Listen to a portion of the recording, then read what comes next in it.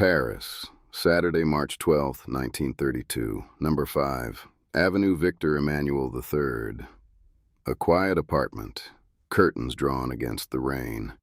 Sometime between 11:15 and 10 past noon, the richest man in Europe lies down on his bed, fully dressed, and a single gunshot closes an era.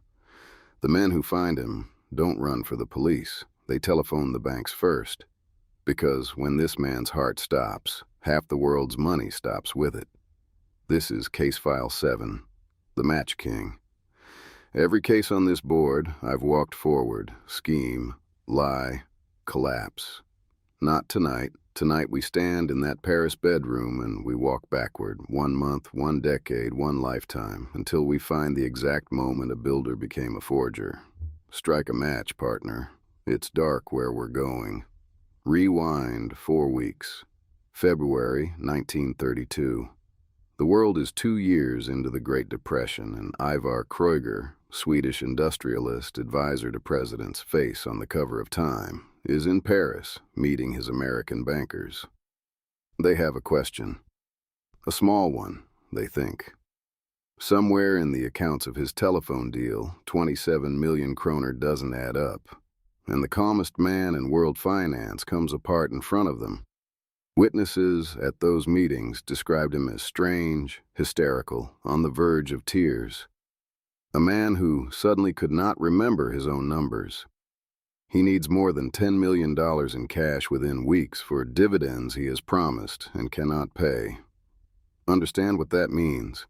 This is a man whose paper, the certificates of Kreuger and Toll, sat in more American sock drawers than almost any security of the 1920s.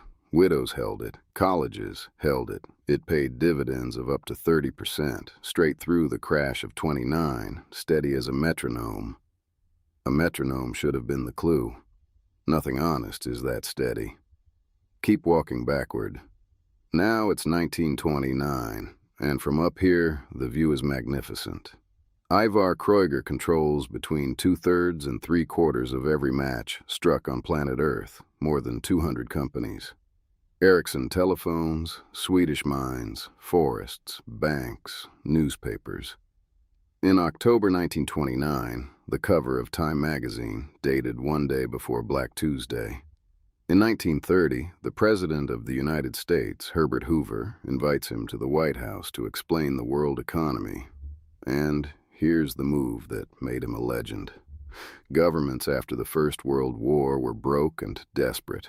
Kreuger arrived like a private league of nations, offering enormous loans on one condition: give me your match monopoly. Germany, $125 million. France, $75 million. Poland, Hungary, Romania, Greece, Turkey, Ecuador. By 1930, close to $400 million lent to national governments, and in exchange, in country after country, every single match sold now paid its tribute to Stockholm.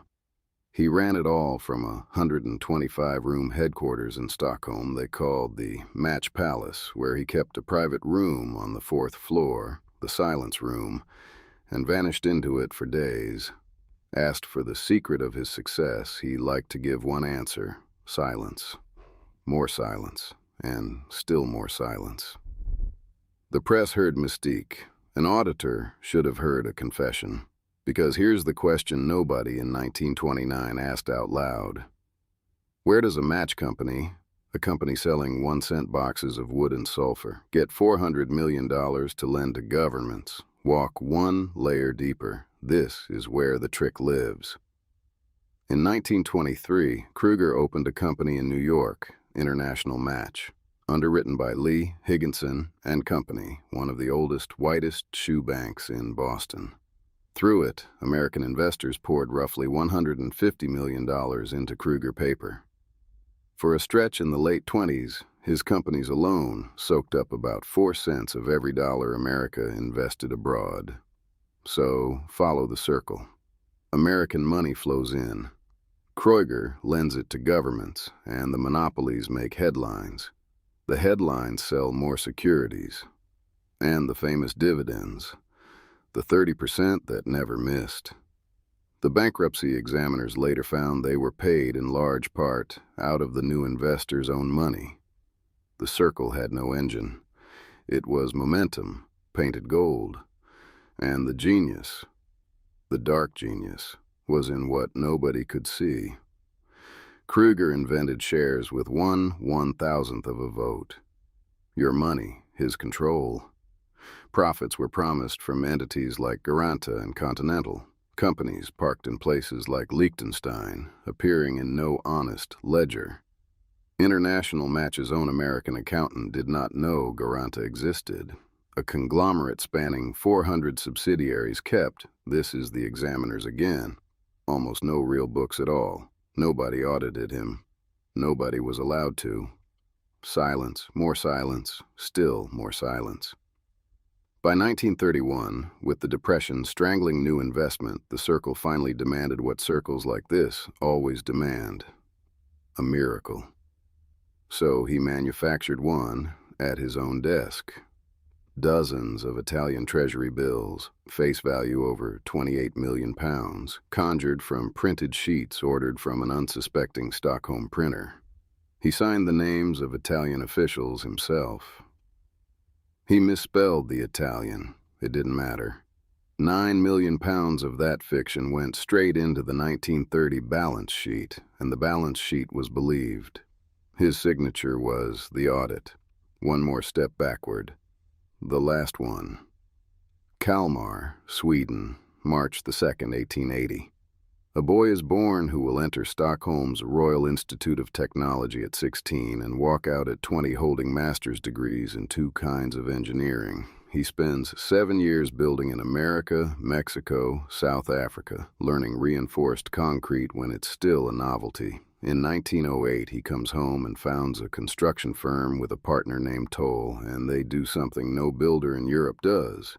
They promise a finish date, in writing, with penalties, on themselves. Kreuger and Toll becomes famous for one thing above all others: certainty. Hold that word, because that's the whole case, partner. The fraud didn't invent the man. The man built the fraud out of the same material as the buildings, out of certainty, sold by the sheet, and somewhere between the concrete and the monopolies, he stopped caring whether the certainty was true. The books never show us the exact day that happened. That's the one date missing from this board. Now let go. Snap back to March 1932, and watch it all come down at once. Within weeks of the gunshot, Kreuger and Toll is bankrupt. Price Waterhouse accountants walk into the Match Palace, open the sacred books, and deliver one of the coldest verdicts in the history of auditing. Quote, "The manipulations were so childish that anyone with but a rudimentary knowledge of bookkeeping could see the books were falsified. Childish. $250 million of claimed assets, simply not there. At least $100 million traced by the auditors to Kreuger himself. In April, the forged Italian bills are made public, and the panic goes worldwide. Lee Higginson, 90 years of Boston respectability, is destroyed. One of its partners summed up the entire decade in 7 words. I suddenly knew we had all been idiots. Creditors clawed back about 43 cents on the dollar. The liquidation took 9 years. And the man himself? The Paris police ruled suicide, and that ruling stands. But his brother Torsten spent the rest of his life insisting it was murder, and books are still argued about it. This board deals in documents, so I'll pin exactly what the documents support: a ruling, a doubt, and no verdict of any court, because Ivar Kreuger died before any trial could touch him. He was never convicted of anything. The fraud was proven on paper over the body of his empire, but here's why this file still matters when you strike a match in 2026. The United States Senate hauled the wreckage into its stock exchange practices hearings, an entire volume on Kreuger and Toll. And out of those hearings came the Securities Act of 1933, and then the Act of 1934 that created the Securities and Exchange Commission, including a rule we now think of as obvious. If you sell securities to the public, an independent auditor opens your books, whether you like it or not. Every prospectus you've ever skimmed, every audit that catches a fraud early, there's a straight red string from that paper back to this bedroom in Paris. One economist later ranked the swindlers of that age and set Kreuger above them all, the artist of the craft. Hollywood is finally circling the story now. The SEC got there 90 years earlier. So what does Case File 7 leave on the wall? Just this. Kreuger never sold matches, not really. He sold certainty. Fixed dates, fixed dividends, fixed monopolies in the least certain decade of the century. And a frightened world paid any price for it and called checking the books an insult to a great man. So mark the rule, partner, and mark it in red. The man selling certainty in an uncertain decade is the first man you audit. The louder the silence around his numbers, the harder you look. This board's done. The next one smells newer, but it's the same smoke. Cartoon apes, $2.9 million, and a developer who told his own victims on Discord that they went, quote, way too toxic. Case File 8 is already open.